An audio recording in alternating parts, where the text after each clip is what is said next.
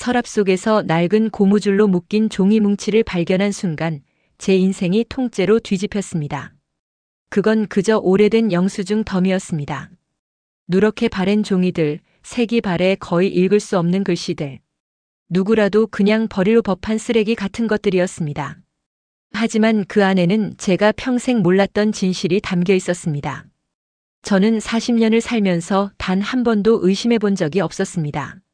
제가 이 집의 가장이라는 것을, 제가 가족을 먹여 살렸다는 것을, 아내와 두 아이가 편하게 살 수 있었던 건 오롯이 제 덕분이라는 것을 자랑스러웠습니다. 힘들어도 참았습니다. 어깨가 무너질 것 같아도 버텼습니다. 그게 가장의 의무라고, 남자의 책임이라고 배웠으니까요. 새벽 5시에 일어나 밤 10시에 귀가하는 살. 주말도 없이 일했습니다. 명절에도 쉬지 못할 때가 많았습니다. 아이들 졸업식, 입학식도 자주 빠졌습니다. 미안했지만 어쩔 수 없다고 생각했습니다. 돈을 벌어야 했으니까요. 가족이 굶지 않게, 아이들이 학교에 갈 수 있게, 따뜻한 집에서 살 수 있게. 그게 아버지의 역할이라고 믿었습니다. 아내는 항상 옆에 있었습니다. 제가 퇴근하면 따뜻한 밥을 차려주고, 피곤해 보이면 말없이 어깨를 주물러주고, 아침이면 깨끗하게 다려진 셔츠를 꺼내주었습니다. 오늘도 고생했어요. 아내는 늘 그렇게 말했습니다. 저는 당연하다고 생각했습니다. 제가 밖에서 돈을 벌어오면 아내는 집을 지키는 것. 그게 부부의 역할 분담이라고 그렇게 배웠으니까요. 돌이켜보면 정말 오만했습니다. 가끔 아내가 파트타임 일을 해보고 싶다고 말할 때가 있었습니다. 저는 단호하게 거절했습니다. 내가 벌어온 돈으로도 충분해. 당신은 집에서 아이들만 잘 돌보면 돼. 그게 아내를 위한 배려라고 생각했습니다. 아내를 고생시키지 않겠다는 남편으로서의 자존심이라고 믿었습니다. 아내는 더 이상 그 얘기를 꺼내지 않았습니다. 그리고 저는 그것으로 끝난 줄 알았습니다. 20년이 흘렀습니다. 아이들은 대학생이 됐고 저는 50대 중반이 됐습니다.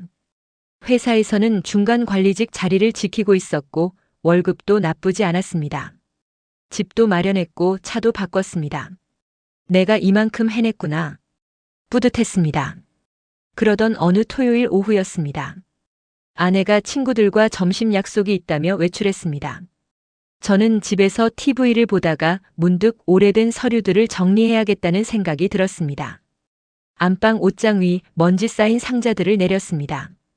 오래된 가족사진, 아이들 유치원 그림, 돌잔치 초대장. 추억이 담긴 물건들이었습니다. 그리고 그 속에서 그 종이 뭉치를 발견했습니다. 처음엔 무심코 풀었습니다. 영수증이야 누구나 모아두는 것 아닙니까? 세금 신고용일 수도 있고 뭔가 필요할 때를 대비해서 보관하는 것일 수도 있죠. 하지만 고무줄을 풀고 첫 장을 펼치는 순간 뭔가 이상하다는 걸 느꼈습니다. 2008년 1월. 쌀 10kg.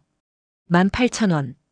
영수증 뒷면에 아내의 작은 글씨로 메모가 적혀 있었습니다. 이번 달 쌀값. 재고 넉넉. 그 다음 영수증. 2008년 1월. 초등학교 급식비. 45,000원. 큰애 급식비 납부 완료. 작은애는 다음 달. 그 다음. 모든 영수증마다 빼곡한 메모가 적혀 있었습니다. 지출 항목, 남은 예산, 다음 달 계획. 마치 회계장부처럼 정확하게, 꼼꼼하게 기록되어 있었습니다. 저는 멍하니 영수증들을 넘겼습니다. 2008년, 2009년, 2010년. 그리고 2011년에 이르렀을 때 손이 멈췄습니다. 2011년. 그 해는 제 인생에서 가장 어두웠던 시기였습니다. 회사가 구조조정에 들어갔고 저는 명예퇴직 대상이 됐습니다. 버티려고 했지만 결국 밀려났습니다. 40대 중반의 가장이 하루아침에 실업자가 됐습니다. 재취업은 쉽지 않았습니다. 이력서를 100군데 넘게 넣었지만 연락 오는 곳은 거의 없었습니다. 몇 군데 면접을 보러 갔지만 나이가 많다는 이유로 번번이 떨어졌습니다. 6개월이 지났습니다. 1년이 지났습니다. 저축한 돈이 바닥나기 시작했습니다. 아이들 학원비, 생활비, 대출 이자. 매달 나가는 돈은 그대로인데 들어오는 돈이 없었습니다. 절망했습니다. 무너졌습니다. 매일 밤 소주를 마셨습니다. 혼자 편의점에 가서 소주 두세 병을 사들고 와서 거실 불도 끄지 않은 채 마셨습니다. 취해서 소파에서 잠들고 아침에 일어나면 머리가 깨질 듯 아팠습니다. 아내는 아무 말도 하지 않았습니다. 그저 아침마다 해장국을 끓여주고 조용히 빈 소주병을 치워줬습니다. 괜찮아요. 곧 좋은 곳 찾을 거예요. 아내는 그렇게 말했습니다. 저는 고개도 들지 못했습니다. 가장으로서 자격이 없다고 느껴졌습니다. 그 시기에 영수증을 보는 순간 가슴이 철렁 내려앉았습니다. 2011년 3월 마트 장보기 35,000원. 이번 달 식비 부족. 고기 대신 두부로. 2011년 4월 아이 학원비 18만 원. 영어 학원 한 군데만. 수학은 내가 가르치자. 2011년 5월 전기요금 78,000원. 전기 아껴 쓰기. 에어컨 사용 자제. 모든 메모가 절약의 기록이었습니다. 아끼고 줄이고 버티는 흔적들이었습니다. 그런데 그해 여름쯤부터 이상한 항목이 나타나기 시작했습니다. 7월 수입 45만 원. 수입. 저는 그해의 실업급여 외에는 수입이 전혀 없었습니다. 그런데 이 돈은 뭘까요? 다음 달 8월 수입 48만 원. 그 다음 달 9월 수입 52만 원. 금액이 조금씩 늘어나고 있었습니다. 하지만 출처가 적혀 있지 않았습니다. 저는 황급히 다음 페이지를 넘겼습니다. 그리고 작은 수첩을 발견했습니다. 가계부였습니다. 아내의 필체로 매달 수입과 지출이 꼼꼼하게 적혀 있었습니다. 그리고 수입란에 제가 본 적 없는 항목이 있었습니다. 새벽 청소 알바 4시간 45,000원. 새벽 청소 알바. 그 네 글자가 눈에 박혔습니다. 손이 떨렸습니다. 다음 페이지를 넘기는 것조차 두려웠습니다. 하지만 멈출 수 없었습니다. 오전 10시 오후 2시. 식당 설거지 4만 원. 주말 전단지 돌리기 3만 원. 야간 편의점 5시간 5만 원. 페이지마다 아내의 일기록이 적혀 있었습니다. 여러 가지 일을 동시에 했습니다. 새벽에 청소하고 낮에는 식당에서 일하고 저녁에는 전단지를 돌리고 밤에는 편의점에서 일했습니다. 그 많은 일을 언제 한 걸까요? 어떻게 제가 전혀 몰랐을까요? 가계부 뒷장에 작은 메모가 있었습니다. 남편이 새벽 5시까지 잠. 나는 3시에 나가서 7시에 귀가. 남편 깨우기 전에 샤워하고 아침 준비. 남편 낮잠 자는 시간에 식당 일. 아이들 학교 간 사이. 밤 10시 이후 편의점. 남편 잠든 후. 새벽 2시 귀가. 모든 일정이 제가 모르게 짜여져 있었습니다. 아내는 제가 잠든 사이에 나가서 일하고 제가 깨기 전에 돌아왔습니다. 제가 낮잠 잘 때 일하러 갔고 제가 술 마시고 잠들면 다시 나갔습니다. 1년 넘게 매일 그렇게 했습니다. 저는 전혀 몰랐습니다. 아니, 몰랐던 게 아닐지도 모릅니다. 어쩌면 알고 싶지 않았는지도 모릅니다. 아내가 고생하는 걸 인정하면 제가 무능한 가장이라는 걸 받아들여야 했으니까요. 그 순간 머릿속에 과거의 장면들이 스쳐 지나갔습니다. 새벽에 문 여닫는 소리. 바람 소리겠지.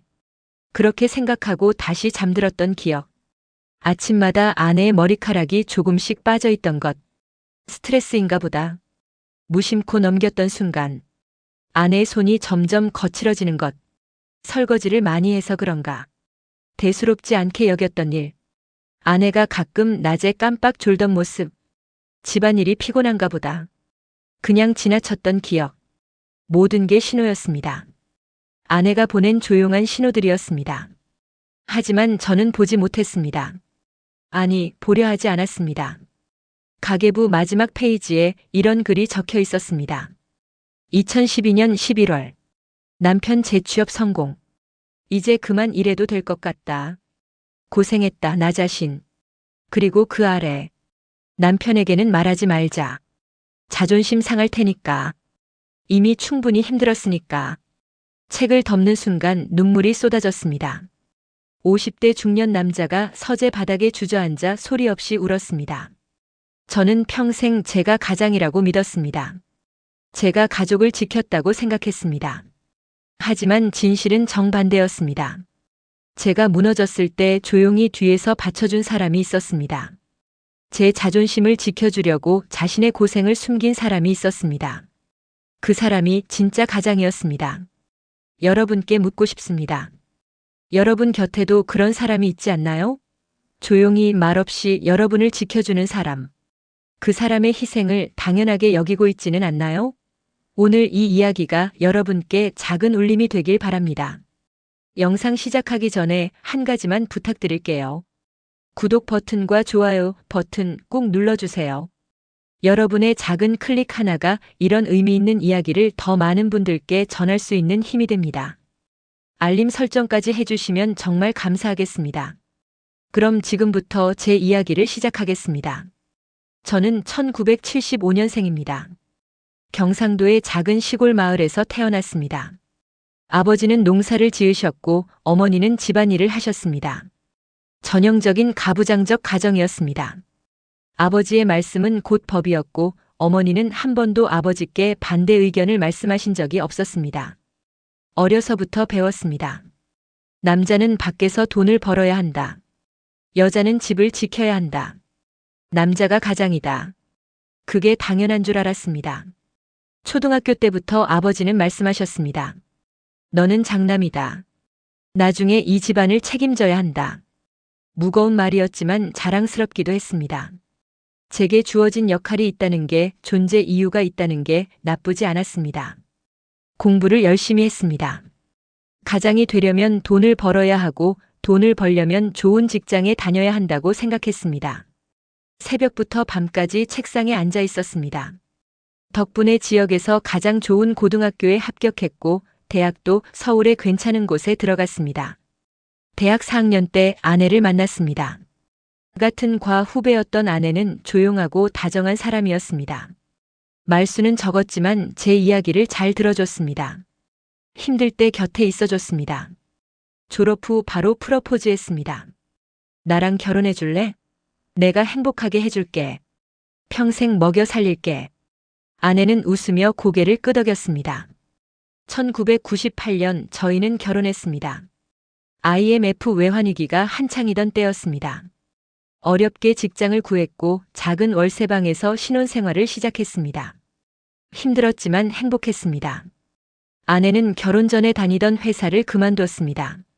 제가 원한 건 아니었지만 아내 스스로 선택했습니다. 당신 뒷바라지 열심히 할게. 나는 집에서 당신 기다릴게. 고마웠습니다. 저는 일에 집중할 수 있었고 아내는 집을 꾸려나갔습니다. 2000년 첫아이가 태어났습니다. 딸이었습니다.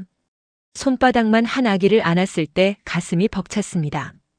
이 아이를 잘 키워야 해. 내가 더 열심히 일해야 해.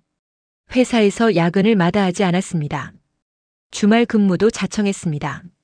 승진을 위해 가족을 위해 더 많은 돈을 벌어야 했습니다. 2003년 둘째가 태어났습니다. 아들이었습니다. 아이 둘을 키우려니 돈이 많이 들었습니다. 분유값, 기저귀값, 병원비. 생각보다 훨씬 많은 돈이 필요했습니다. 월세방에서 벗어나고 싶었습니다. 전세로라도 이사 가고 싶었습니다. 더 열심히 일했습니다. 새벽 6시에 출근해서 밤 10시에 퇴근했습니다. 주말도 거의 없었습니다. 아내는 한 번도 불평하지 않았습니다. 당신 고생이 많아요. 건강 챙기면서 일해요. 늘 그렇게 말하며 웃어주었습니다. 저는 생각했습니다. 아내는 집에서 편하게 아이들만 돌보면 되니까 좋겠다. 나는 이렇게 힘들게 일하는데. 지금 생각하면 정말 부끄러운 생각이었습니다.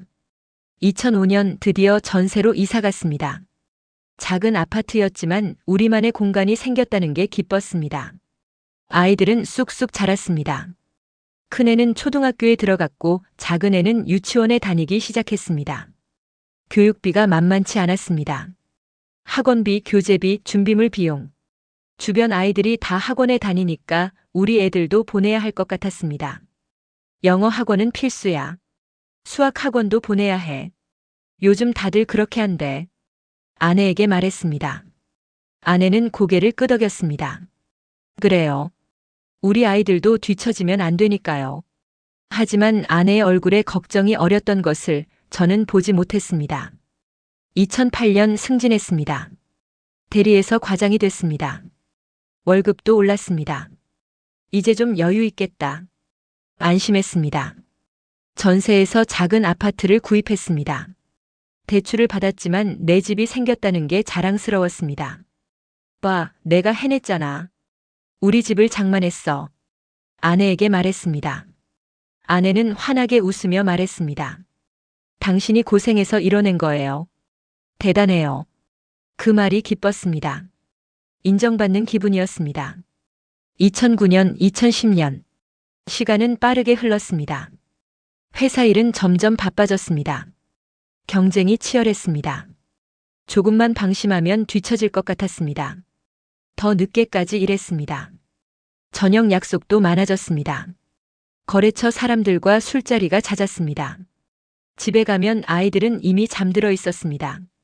주말에도 피곤해서 대부분 잠을 잤습니다. 아내가 가끔 말했습니다. 이번 주말에 아이들이랑 놀이공원 갈까요? 미안, 너무 피곤해. 다음에 가자. 다음은 오지 않았습니다. 늘 다음에였습니다. 아내는 더 이상 그런 제안을 하지 않았습니다. 그리고 2011년이 왔습니다. 그해 2월 회사에서 구조조정 발표가 났습니다. 경영 악화로 인해 부득이하게 인력 감축을 진행합니다. 명예퇴직 희망자를 받았습니다. 저는 희망하지 않았습니다. 하지만 몇 주 후 저를 포함한 몇몇 직원들이 개별 면담을 요청받았습니다. 회사 사정이 어렵습니다. 명예퇴직을 수용해 주시면 감사하겠습니다. 거절했습니다. 저는 아직 할 일이 많습니다. 계속 일하고 싶습니다. 하지만 회사의 압박은 점점 심해졌습니다. 한직으로 발령이 났고 업무가 대폭 줄었습니다. 사무실에서 하루 종일 할 일이 없었습니다. 굴욕이었습니다. 동료들의 시선이 따가웠습니다. 조만간 나갈 사람이라는 꼬리표가 붙었습니다. 3개월을 버텼습니다.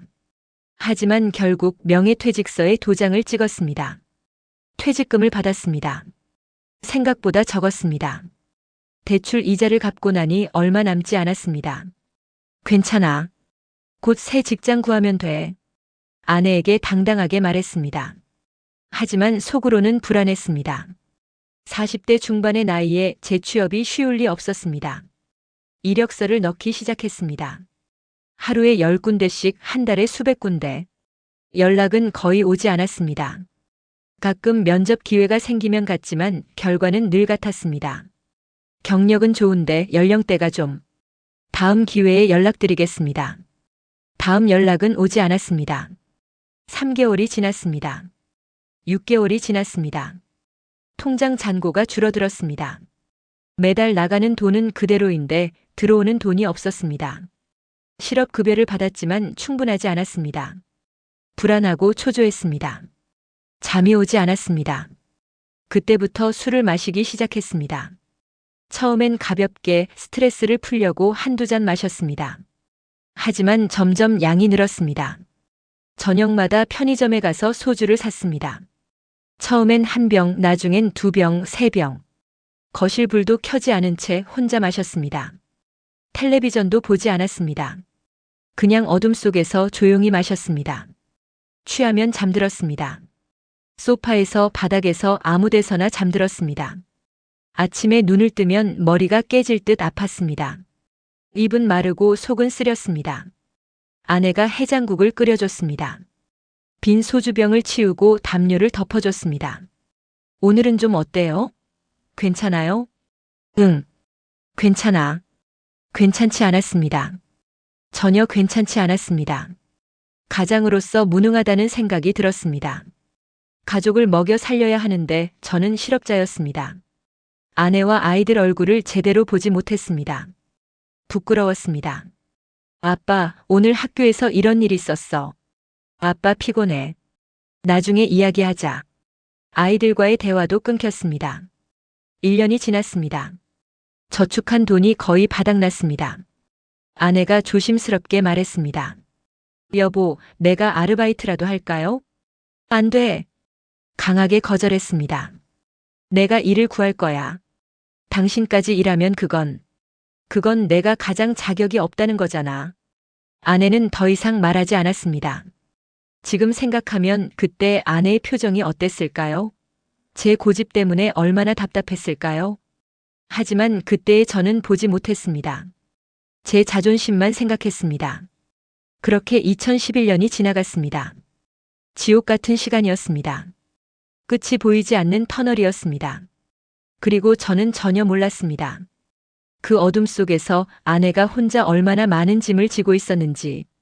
2012년 초 기적처럼 전화가 왔습니다. 중소기업이었지만 괜찮은 조건의 일자리였습니다. 면접을 받고 합격했습니다. 됐어. 드디어 됐어. 집에 돌아와 아내에게 소리쳤습니다. 아내는 울먹이며 저를 안아줬습니다. 정말 잘 됐어요. 정말 다행이에요. 아내의 목소리가 떨렸습니다. 얼마나 불안했을까요? 얼마나 걱정했을까요? 하지만 저는 그때도 몰랐습니다. 아내가 그 1년 반 동안 무엇을 했는지. 새 직장은 나쁘지 않았습니다. 월급은 이전보다 적었지만 안정적이었습니다. 열심히 일했습니다. 다시는 잘리지 않겠다고, 다시는 그런 굴욕을 겪지 않겠다고 다짐하며 일했습니다. 몇 년이 흘렀습니다. 승진도 했고 연봉도 올랐습니다. 대출도 조금씩 갚아나갔습니다. 2015년쯤 여유가 생기기 시작했습니다. 이제 좀 살만하네. 아내에게 말했습니다. 아내는 고개를 끄덕이며 웃었습니다. 정말 고생 많으셨어요. 저는 자랑스러웠습니다. 위기를 극복했다고, 가장으로서의 역할을 해냈다고 생각했습니다. 2016년 큰아이가 대학에 합격했습니다. 서울의 괜찮은 대학이었습니다. 등록금이 만만치 않았습니다. 하지만 학자금 대출을 받아서라도 보내고 싶었습니다. 아빠가 다 책임질게. 걱정하지 말고 공부만 해. 큰아이에게 말했습니다. 아이는 고맙다며 꼭 안아줬습니다. 2018년 작은아이도 대학에 갔습니다. 두 아이 모두 대학생이 되니 경제적 부담이 컸습니다. 하지만 견딜만 했습니다. 내가 해냈어. 두 아이 모두 대학 보냈어. 뿌듯했습니다. 그렇게 몇 년이 또 흘렀습니다. 2023년 아이들은 졸업을 앞두고 있었고 저는 50대 중반이 됐습니다. 은퇴를 생각하기 시작했습니다. 얼마 남지 않은 직장 생활을 정리하고 노후를 준비해야 할 시기였습니다. 그때 그 토요일이 왔습니다. 아내가 외출하고 저는 집에서 서류를 정리하다가 그 영수증 뭉치를 발견했습니다. 처음 몇 장을 볼 때는 그저 오래된 가계 불연이 했습니다. 하지만 2011년 부분에 이르렀을 때 모든 것이 달라졌습니다. 새벽 청소 알바. 그 글자를 본 순간 심장이 멎는 것 같았습니다. 손을 떨며 페이지를 넘겼습니다. 더 많은 기록들이 나왔습니다. 2011년 7월 5일. 새벽 3시 기상. 3시 30분 출발. 오피스텔 청소. 4시간 근무. 45,000원. 힘들다. 허리가 아프다. 하지만 견뎌야 한다. 2011년 7월 12일. 식당 설거지. 4시간. 4만원. 손이 트고 있다. 고무장갑을 2개 껴야겠다. 2011년 8월 3일. 전단지 돌리기. 3시간. 3만원. 더웠다. 땀이 너무 많이 났다. 하지만 괜찮다. 이 정도는 참을 수 있다. 2011년 9월 15일. 야간 편의점. 5시간. 5만원. 밤 10시부터 새벽 3시까지. 남편이 잠들고 나서 나갔다. 돌아오니 새벽 3시 30분. 1시간 자고 아침 준비. 매일의 기록이 빼곡했습니다. 일한 시간, 받은 돈, 몸 상태, 느낀 감정. 모든 것이 적혀 있었습니다. 제 손이 떨렸습니다. 페이지를 넘길 때마다 가슴이 찢어지는 것 같았습니다. 2011년 10월 20일. 오늘 남편이 술을 많이 마셨다. 소파에서 잠들어 계셨다. 담요를 덮어드리고 나왔다. 편의점 일 가는 길에 눈물이 났다. 하지만 울면 안 된다. 힘내야 한다. 2011년 11월 3일. 큰아이가 물었다. 엄마는 밤에 어디가? 놀랐다. 들키면 안 되는데. 화장실 간다고 했다. 아이가 의심하는 것 같다. 더 조심해야겠다.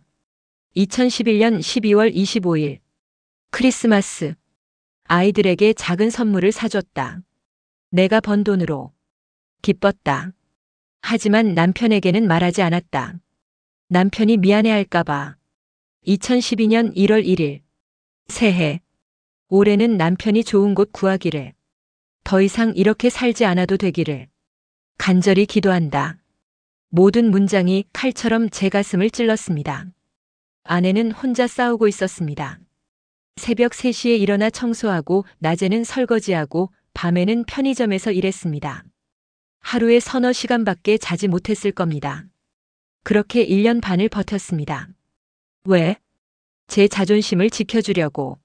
제가 무능하다고 느끼지 않게 하려고. 아내는 자기 고생을 숨겼습니다. 가계부 뒷장에 더 자세한 기록이 있었습니다. 일정표. 새벽 3시 기상 조용히 준비. 3시 30분 집 출발 남편 깨우지 않게 조심. 4시 8시 오피스텔 청소 주 5회. 8시 30분 귀가. 8시 45분 샤워 및 아침 준비. 9시 남편 깨우기 아침 식사 차리기. 10시 아이들 등교. 11시 3시 식당 설거지 주 3회. 4시 아이들 학교 간식 준비. 6시 저녁 준비. 8시 저녁 식사. 9시 아이들 학습 지도. 10시 남편 취침 확인. 10시 30분 편의점 출근 주 4회. 새벽 3시 편의점 퇴근. 3시 30분 귀가 1시간 수면. 이게 사람이 할 수 있는 일정인가요?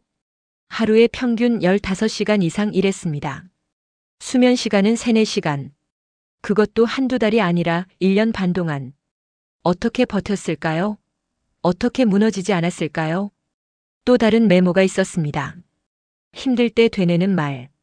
이건 나를 위한 것이 아니다. 가족을 위한 것이다. 남편은 이미 충분히 힘들다. 내가 더 버텨야 한다. 아이들은 아무것도 모르게 해야 한다. 조금만 더 버티면 된다. 나는 할 수 있다. 나는 강하다. 아내는 스스로를 격려하며 버텼습니다. 또 다른 페이지에는 이런 기록도 있었습니다. 2011년 8월. 몸무게 55kg, 48kg. 너무 빠졌다. 하지만 어쩔 수 없다. 2011년 10월. 허리 통증 심함. 파스 붙이고 버틴다. 2011년 12월. 손가락 관절염 의심. 병원 갈 시간 없음. 진통제로 버틴다. 2012년 2월. 머리카락 많이 빠짐. 스트레스인 것 같다. 하지만 괜찮다. 머리카락은 다시 자란다. 아내의 몸은 서서히 무너지고 있었습니다. 하지만 저는 전혀 몰랐습니다. 아니, 눈치챘어야 했습니다. 아내가 살이 빠진 것, 손이 거칠어진 것, 머리카락이 빠진 것, 낮에 자주 졸던 것. 모든 게 신호였는데 저는 무시했습니다. 더 충격적인 기록이 있었습니다. 2011년 9월 28일. 오늘 청소 중 계단에서 미끄러졌다. 허리를 심하게 부딪혔다. 너무 아팠지만 집에 가지 못했다. 낮에 식당 일이 있었다. 진통제 먹고 버텼다. 2011년 11월 12일. 편의점에서 손님과 시비가 붙었다. 취객이 욕을 했다. 무서웠다. 하지만 일을 그만둘 수 없다. 돈이 필요하다. 2012년 1월 5일. 새벽에 눈길에 미끄러져 넘어졌다. 무릎이 찢어졌다. 피가 많이 났다. 약국에서 밴드 사서 붙이고 출근했다. 남편에게 말하지 않았다. 아내는 다쳤습니다. 위험한 상황도 겪었습니다. 하지만 저에게 말하지 않았습니다. 왜? 제가 더 힘들어할까봐. 제 자존심이 상할까봐. 마지막 페이지에 이런 글이 있었습니다. 2012년 11월 15일. 남편이 재취업했다. 정말 다행이다. 이제 그만 일해도 될 것 같다. 몸이 너무 아프다. 허리도 손도 다리도. 하지만 괜찮다. 이제 쉴 수 있으니까. 남편에게는 말하지 않기로 했다. 내가 이렇게 고생했다는 걸 알면 남편은 평생 미안해할 것이다. 그럴 필요 없다. 이건 내가 선택한 일이다.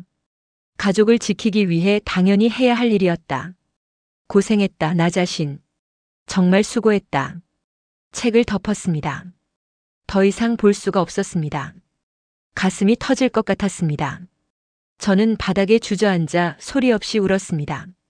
50대 중년 남자가 아이처럼 울었습니다. 얼마나 울었을까요? 정신을 차렸을 때 해가 기울고 있었습니다. 아내가 곧 돌아올 시간이었습니다. 저는 황급히 영수증과 가계부를 원래대로 묶었습니다. 상자에 다시 넣고 옷장 위에 올렸습니다. 손을 씻고 거울을 봤습니다. 눈이 빨갛게 부어 있었습니다. 얼굴도 퉁퉁 부었습니다. 현관문이 열렸습니다. 다녀왔어요. 아내의 밝은 목소리가 들렸습니다. 저는 거실로 나갔습니다. 응, 잘 다녀왔어? 최대한 평소처럼 말하려고 했지만 목소리가 떨렸습니다. 아내가 제 얼굴을 보더니 깜짝 놀랐습니다. 여보, 왜 그래요? 눈이 왜 이래요? 어디 아파요? 아, 아니야. 먼지 좀 들어가서. 괜찮아.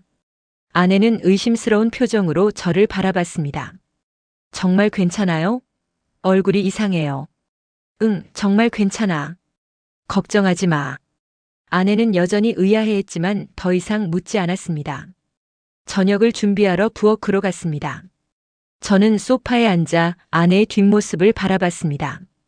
익숙한 모습이었습니다. 20년 넘게 봐온 모습이었습니다. 하지만 오늘은 달랐습니다. 그 뒷모습이 이렇게 무겁게 느껴진 적이 없었습니다. 저녁 식사 시간. 아내가 만든 된장찌개와 생선구이가 상에 올랐습니다. 먹어요. 아내가 밥을 떠서 제 앞에 놓았습니다. 저는 숟가락을 들었지만 목으로 넘어가지 않았습니다. 왜 안 먹어요? 입맛 없어요? 아니, 그냥 말을 잇지 못했습니다. 정말 어디 아픈 거 아니에요? 병원 가봐야 하는 거 아니에요? 아내가 걱정스러운 얼굴로 물었습니다. 아니야. 그냥 당신 고마워. 응? 뜬금없이 왜 그래요? 그냥 늘 고맙다고 말하고 싶었어. 아내는 어리둥절한 표정으로 웃었습니다. 갑자기 왜 이래요? 무슨 일 있어요? 아무 일도 없어. 그냥 당신한테 늘 고마워. 식사를 마치고 아내는 설거지를 했습니다. 저는 평소처럼 TV를 켜고 앉아 있었지만 내용이 하나도 들어오지 않았습니다. 머릿속에는 온통 가계부의 내용만 맴돌았습니다. 새벽 3시 기상. 하루 4시간 수면. 남편 자존심 지켜주기. 밤이 깊었습니다. 아내가 먼저 잠자리에 들었습니다. 먼저 들어가요. 당신도 일찍 자요. 응, 곧 들어갈게. 하지만 저는 잠들 수 없었습니다. 거실에 앉아 어둠 속에서 생각했습니다. 지난 20년을 돌이켜봤습니다. 저는 무엇을 했을까요? 돈을 벌었습니다. 열심히 일했습니다. 하지만 그게 전부였을까요? 아내는 무엇을 했을까요? 집안일을 했습니다. 아이들을 키웠습니다.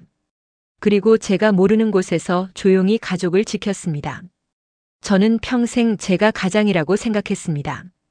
제가 돈을 벌어서 가족을 먹여 살렸다고 믿었습니다. 하지만 아니었습니다. 제가 쓰러졌을 때 아내가 받쳐줬습니다. 제 자존심을 지켜주려고 자신의 고생을 숨겼습니다. 진짜 가장은 아내였습니다. 새벽이 됐습니다. 저는 침실로 들어갔습니다. 아내가 조용히 잠들어 있었습니다. 얇은 이불을 덮고 옆으로 누운 채 저는 조심스럽게 아내 곁에 누웠습니다. 아내의 숨소리가 들렸습니다. 고르고 평온한 숨소리. 20년 동안 이 사람 옆에서 잤습니다. 하지만 이 사람에 대해 얼마나 알고 있었을까요? 아내의 손을 가만히 바라봤습니다. 거칠었고 주름이 많았습니다. 예전에는 부드러웠던 손이 이렇게 변해 있었습니다. 그 손으로 아내는 무엇을 했을까요? 밥을 했고 빨래를 했고 청소를 했습니다. 그리고 제가 모르는 곳에서 더 많은 일을 했습니다. 눈물이 또 났습니다. 조용히 울었습니다. 아내가 깨지 않게 소리 없이 다음 날 아침, 평소처럼 아침 식사가 준비돼 있었습니다. 아내가 웃으며 말했습니다. 어제 왜 그랬어요? 갑자기 고맙다니. 그냥 늘 고마운데 말을 안 했던 것 같아서. 이상한 사람. 20년 넘게 살았는데 무슨. 아내는 웃으며 고개를 저었습니다. 식사를 하면서 저는 아내를 관찰했습니다. 어떻게 움직이는지, 어떤 표정을 짓는지, 어떤 말을 하는지. 20년을 같이 살았지만 제대로 본 적이 없었다는 걸 깨달았습니다. 회사에 갔습니다. 하지만 일이 손에 잡히지 않았습니다. 동료가 물었습니다. 무슨 일 있어요? 표정이 안 좋은데. 아니야. 그냥 좀 피곤해서. 점심시간에 혼자 산책을 나갔습니다.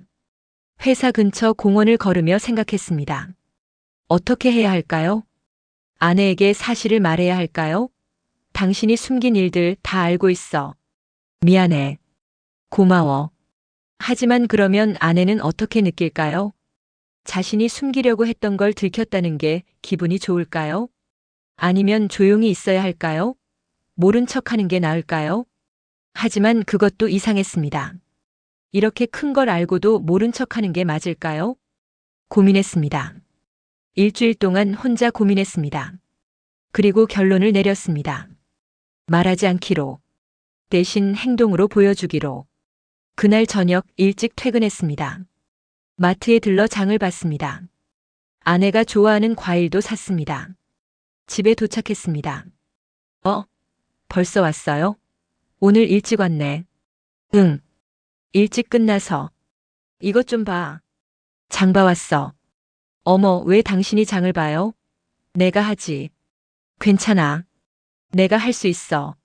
아내는 신기하다는 표정을 지었습니다. 저녁은 뭐 먹고 싶어? 아내에게 물었습니다.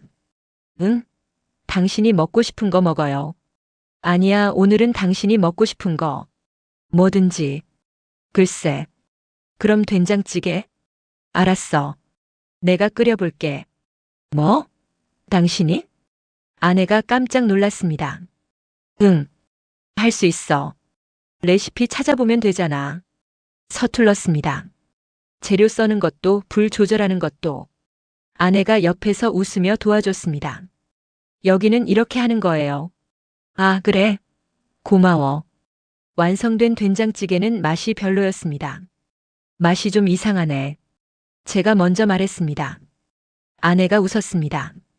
괜찮아요. 처음 치고 잘했어요. 다음엔 더 잘할게. 다음도 있어요? 응. 앞으로 자주 할 거야. 당신만 요리하는 건 불공평하잖아. 아내는 의아하다는 표정을 지었지만 기분이 좋아 보였습니다. 그날부터 저는 바뀌기 시작했습니다. 저녁 설거지를 제가 했습니다. 내가 할게. 당신은 쉬어.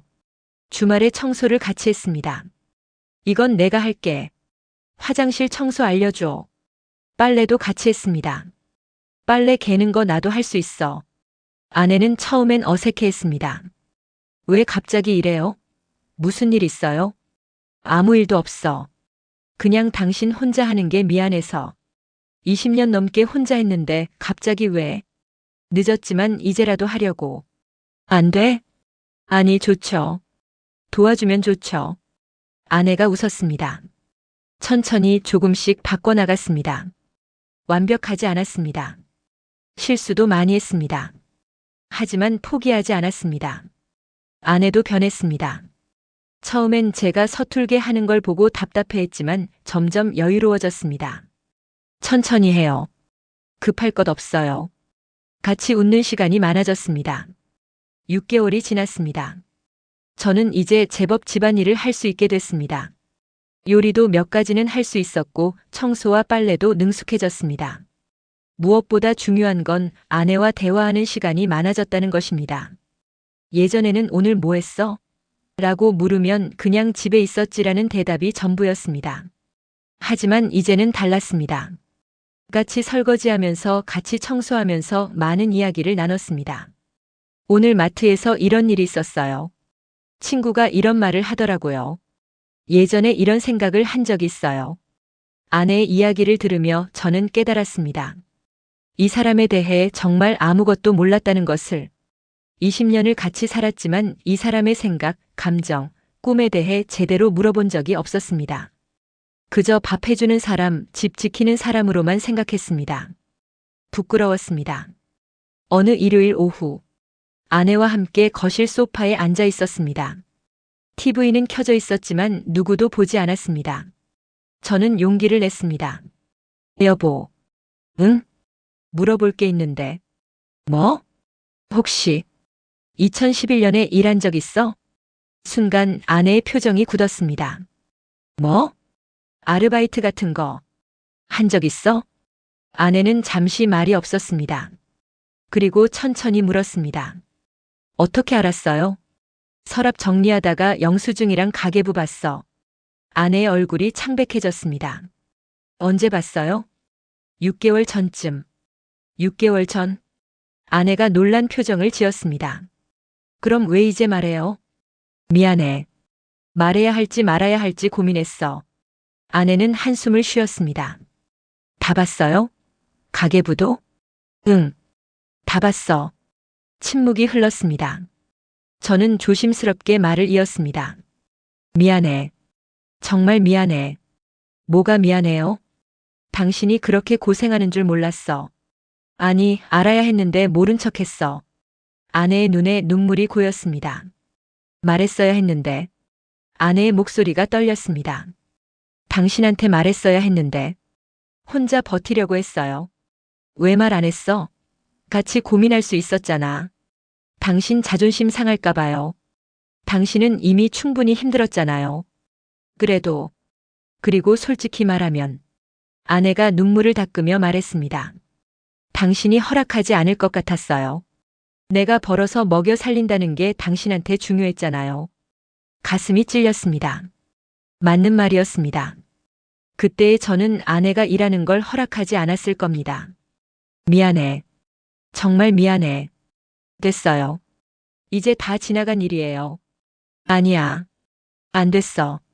나 때문에 당신이 그렇게 고생했는데. 저는 아내의 손을 잡았습니다. 거칠고 주름진 손. 이 손으로 얼마나 많은 일을 했을까. 미안해. 정말 미안해. 아내가 울었습니다. 저도 울었습니다. 둘이 소파에 앉아 한참을 울었습니다. 20년 동안 쌓인 것들이 그날 쏟아져 나왔습니다. 한참 후 아내가 말했습니다. 사실 말이에요. 응? 그때 정말 힘들었어요. 몸도 아프고 너무 피곤하고. 그런데 이상하게도 후회는 안 됐어요. 응? 가족을 지킨다는 생각이 들었거든요. 당신이 무너지지 않게, 아이들이 불안해하지 않게. 내가 버티면 된다고 생각했어요. 아내가 웃으며 말했습니다. 근데 6개월 전부터 당신이 이상해진 거 알았어요. 그래? 갑자기 집안일 도와주고 요리하고 설거지하고. 뭔가 알았구나 싶었어요. 왜 말 안 했어? 당신이 먼저 말할 때까지 기다리려고요. 그리고 솔직히 좋았어요. 뭐가? 당신이 변하는 게. 같이 집안일하고 대화하고. 이게 진짜 부부 같다는 생각이 들었어요. 제 가슴이 뜨거워졌습니다. 고마워. 정말 고마워. 왜 당신이 고맙다고 해요? 내가 고마워해야죠. 아니야. 당신이 있어서 우리 가족이 버틸 수 있었어. 진짜 가장은 당신이었어. 무슨 소리예요? 당신도 열심히 했잖아요. 아니야. 나는. 아내가 제 말을 끊었습니다. 우리 둘 다 열심히 한 거예요. 각자의 방식으로. 그러니까 둘 다 가장이에요. 그 말이 맞았습니다. 가장은 혼자가 아니었습니다. 우리는 함께였습니다. 각자의 자리에서 각자의 방식으로 가족을 지켰습니다. 그날 이후 우리는 더 솔직해졌습니다. 힘들면 힘들다고 말했습니다. 도움이 필요하면 도와달라고 했습니다. 혼자 버티려고 하지 않았습니다. 아이들도 알아챘습니다. 큰아이가 방학에 집에 왔을 때 말했습니다. 부모님 요즘 사이 좋으신 것 같아요. 그래? 네. 예전엔 대화를 별로 안 하셨는데 요즘은 맨날 같이 얘기하시고 웃으시고. 그랬구나. 작은 아이도 말했습니다. 아빠가 요리하는 거 신기해요. 예전엔 상상도 못했는데. 아빠도 할 수 있어. 엄마도 좋아 보여요. 예전보다 편해 보여요. 아이들의 말에 아내와 저는 마주보고 웃었습니다. 1년이 지났습니다. 이제 저는 집안일의 절반 정도를 담당합니다. 아내와 역할을 나눴습니다. 청소는 제가, 빨래는 아내가, 요리는 돌아가면서. 물론 아내만큼 잘하지는 못합니다. 하지만 노력합니다. 무엇보다 이제는 압니다. 가정을 꾸려나가는 게 얼마나 힘든지, 밥 한 끼 하는 게 얼마나 손이 많이 가는지, 청소가 얼마나 체력을 쓰는지, 예전엔 당연하게 여겼던 것들이 이제는 감사하게 느껴집니다. 저녁 맛있었어. 고마워. 빨래 잘 개놨네. 고마워. 청소 깨끗하게 했네. 고마워. 작은 말들이지만 서로에게 자주 합니다. 그 말들이 우리를 더 단단하게 만들어줍니다. 어느 날 아내가 물었습니다.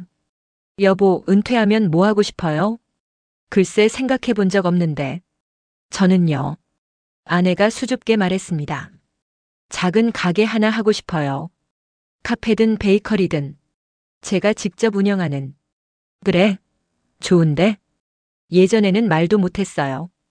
당신이 뭐라고 할까봐. 미안해. 이제는 뭐든 말해.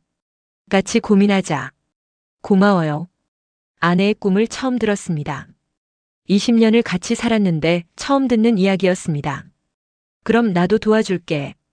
같이 하자. 진짜요? 응. 우리 가게 같이 만들자. 아내가 환하게 웃었습니다. 그 웃음을 오랜만에 봤습니다. 며칠 전 옛날 사진첩을 꺼내봤습니다. 결혼식 사진, 아이들 돌잔치 사진, 가족여행 사진. 사진 속에서 우리는 웃고 있었습니다. 하지만 그 웃음 뒤에 얼마나 많은 것들이 있었을까요? 특히 2011년 무렵 사진을 보니 아내의 얼굴이 많이 야위어 있었습니다. 그때는 몰랐습니다. 아니, 보지 못했습니다. 이제는 압니다. 그 사진 뒤에 얼마나 많은 고생이 있었는지. 사진첩을 덮으며 아내에게 말했습니다. 우리 새 사진 찍으러 가자. 왜 갑자기? 새로운 시작이잖아. 기념하고 싶어. 무슨 새로운 시작? 우리가 진짜 부부가 된 걸. 아내가 웃었습니다. 이상한 사람. 결혼한 지 20년 넘었는데 무슨. 20년 넘었어도 이제 시작이야. 진짜로. 다음 주말 우리는 사진관에 갔습니다. 오랜만에 정장을 차려입고 아내는 예쁜 원피스를 입었습니다. 사진을 찍으며 사진작가가 말했습니다. 두 분 정말 사이 좋아 보이세요. 그래요? 네. 오래 사신 부부 같은데 신혼 같은 느낌이 나요. 아내와 저는 마주보고 웃었습니다. 맞습니다. 신혼 같은 느낌. 이제야 우리는 진짜 시작하는 것 같습니다. 저는 이제 내가 먹여 살렸다는 말을 하지 않습니다. 대신 이렇게 말합니다. 우리가 함께 살려냈다. 가족 모임에서 친구들과의 자리에서 누군가 물으면 이렇게 대답합니다. 힘든 시기가 있었어요. 하지만 아내와 함께 이겨냈어요. 아내의 희생을 숨기지 않습니다. 제 아내는 정말 대단한 사람이에요. 제가 힘들 때 조용히 저를 지켜줬어요. 처음엔 아내가 부끄러워했습니다. 하지만 이제는 씩 웃으며 말합니다. 우리 둘 다 잘한 거죠, 뭐. 맞습니다. 우리 둘 다 잘했습니다. 지금 저는 58살입니다. 은퇴를 2년 앞두고 있습니다. 아내와 저는 은퇴 후 계획을 세우고 있습니다. 작은 카페를 열 예정입니다. 아내의 오랜 꿈이었죠. 저도 그곳에서 아내를 도울 겁니다. 커피를 내리든 빵을 굽든 설거지를 하든. 중요한 건 함께 한다는 것입니다. 아이들은 이제 다 성인이 됐습니다. 큰아이는 직장을 다니고 있고 작은아이는 대학원을 준비하고 있습니다. 가끔 아이들이 물어봅니다. 아빠, 엄마 어떻게 그렇게 오래 잘 사세요? 그럼 저는 대답합니다. 서로 이해하려고 노력하는 거? 아내가 덧붙입니다. 그리고 혼자 힘들어하지 않는 것. 같이 나누는 거. 맞습니다. 그게 비결입니다. 혼자가 아니라 함께. 숨기는 게 아니라 나누는 것. 오랜만에 그 영수증 뭉치를 꺼내봤습니다. 이제는 버리지 않습니다. 소중히 보관하고 있습니다. 그건 우리 가족의 역사이니까요. 힘들었던 시절의 증거이자 사랑의 기록이니까요. 가끔 아내와 함께 그 영수증들을 보며 이야기합니다. 이때 정말 힘들었지? 그러게요. 그땐 어떻게 버텼는지 모르겠어요. 당신이 있어서 버틸 수 있었어. 당신도요. 우리는 함께 웃습니다. 이제는 웃을 수 있습니다. 그 힘들었던 시절도 추억이 됐으니까요. 여러분께 이 이야기를 들려드리며 한 가지만 말씀드리고 싶습니다. 가족은 한 사람이 지키는 게 아닙니다. 함께 지키는 겁니다. 누군가 혼자 희생하는 게 아니라 서로 나누는 겁니다. 혹시 여러분도 혼자 버티고 계신가요? 혹시 옆 사람의 고생을 당연하게 여기고 계신가요? 오늘 그 사람에게 말해보세요. 고마워. 힘들지? 같이 하자. 그 작은 말들이 가족을 더욱 단단하게 만들어줄 겁니다. 긴 이야기 끝까지 들어주셔서 감사합니다. 여러분의 가정에도 따뜻한 이해와 사랑이 가득하길 바랍니다. 감사합니다.